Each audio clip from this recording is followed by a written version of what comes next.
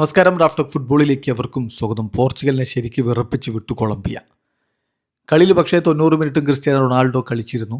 കളിക്ക് ശേഷം coach Roberto Martinez മാധ്യമങ്ങളെ കണ്ടപ്പോൾ മാധ്യമങ്ങൾ ചോദിച്ചൊരു ചോദ്യം, പോർച്ചുഗൽ ടീം ശരിക്ക് ടയേർഡായിരുന്നു, ഞങ്ങൾക്കത് വിസിബിളായിരുന്നു, പോർച്ചുഗൽ ലുക്ക്ഡ് വെരി ടയേർഡ്, എന്നിട്ടും നിങ്ങൾ എന്തുകൊണ്ട് ക്രിസ്ത്യാനോ റൊണാൾഡോയെ പിൻവലിച്ചില്ല? 40 വയസ്സിന് മുകളിൽ പ്രായമുള്ളൊരു താരമാണ്. ടീം തളർന്നു പോയിട്ടും എന്തുകൊണ്ട് അദ്ദേഹത്തെ മുഴുവൻ സമയം കളിപ്പിച്ചു എന്നതാണ് ചോദ്യം. കോച്ച് റോബർട്ടോ മാർട്ടിനസിന് അതിന് മറുപടിയുണ്ട്. എപ്പോഴും റോബർട്ടോ മാർട്ടിനസ് ക്രിസ്ത്യാനോയെ പൂർണ്ണ സമയം കളിപ്പിക്കാൻ ആഗ്രഹിക്കുന്ന ഒരാളാണ്. വല്ലപ്പോഴും മാത്രമേ സബ്സ്റ്റിറ്റ്യൂട്ട് ചെയ്യാറുള്ളൂ. അപ്പോൾ അദ്ദേഹത്തിൻ്റെ ഒരു ന്യായീകരണം അല്ലെങ്കിൽ വിശദീകരണം ഇങ്ങനെയാണ്: ക്രിസ്ത്യാനോ ഞങ്ങളുടെ ഔട്ട് ആൻഡ് ഔട്ട് സ്ട്രൈക്കറാണ്. അദ്ദേഹം നല്ല രൂപത്തിലുള്ള മൂവ്മെൻറ്റുകൾ പെനാൽറ്റി ഏരിയയിൽ നടത്തുന്നു. ഏറ്റവും പ്രധാനപ്പെട്ട കാര്യം എന്താണെന്ന് വെച്ചാൽ ടീമിൻ്റെ കോർഡിനേഷൻ മെയിൻറ്റെയിൻ ചെയ്യുക എന്നുള്ളതാണ്. ആ മൂവ്മെൻറ്റ്സ് കൃത്യമായിട്ട് ടൈമിങ് ചെയ്യുക എന്നുള്ളതും ഇമ്പോർട്ടൻ്റ് ആണ്. ക്രിസ്ത്യാനോ ഇപ്പോൾ മികച്ച ഫിസിക്കൽ കണ്ടീഷനിലാണുള്ളത്. ഞങ്ങൾ പ്ലെയേഴ്സിൻ്റെ ഫിസിക്കൽ ഡാറ്റ റിയൽ ടൈമിൽ മോണിറ്റർ ചെയ്തുകൊണ്ടിരിക്കുകയാണ്.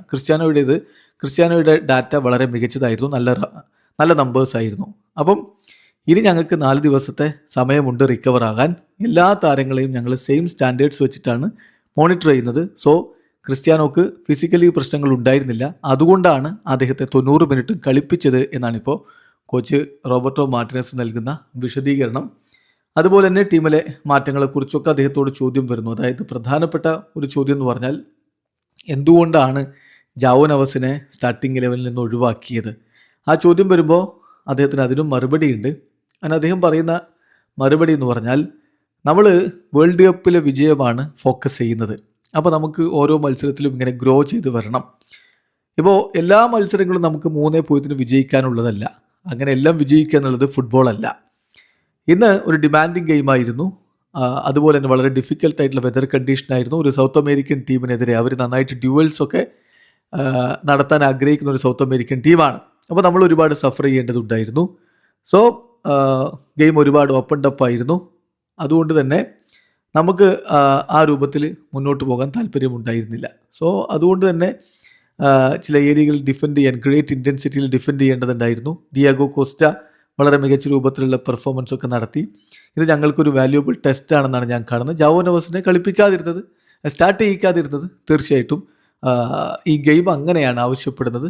അതുപോലെ തന്നെ വരുന്ന മത്സരങ്ങൾക്ക് പ്രിസർവ് ചെയ്യുക എന്നുള്ളത് ഇമ്പോർട്ടൻ്റ് ആണ്. അതുകൊണ്ട് തന്നെയാണ് ഈ രൂപത്തിൽ കാര്യങ്ങൾ ചെയ്തതെന്ന് കൂടി കോച്ച് പറയുന്നുണ്ട്. അതോടൊപ്പം അദ്ദേഹം പറയുന്ന ഒരു കാര്യമുണ്ട്, 2ാം സ്ഥാനത്ത് ഫിനിഷ് ചെയ്യുക എന്നുള്ളത് താൻ ആഗ്രഹിച്ച കാര്യമല്ല.